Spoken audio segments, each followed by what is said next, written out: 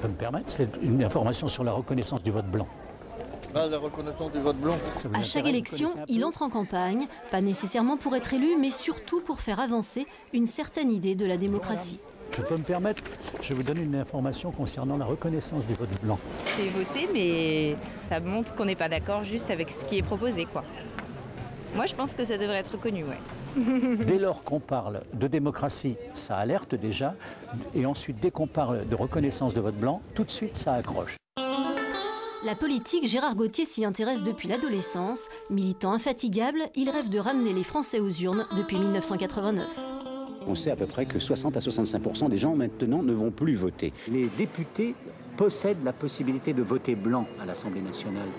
Pourquoi le refusent-ils aux citoyens ?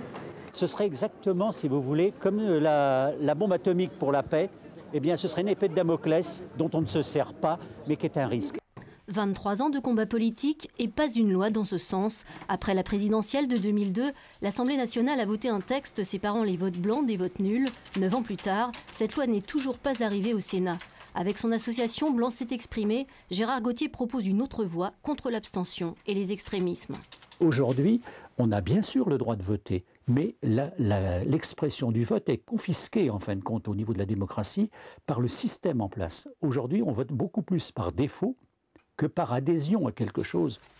Chef d'entreprise, conseiller régional de Bretagne par accident, ce franc-tireur de 74 ans qui ne dort que 3 à 4 heures par nuit bataille sans relâche contre le cumul des mandats et les amnisties d'élus condamnés par la justice. En somme, pour une gouvernance plus légitime.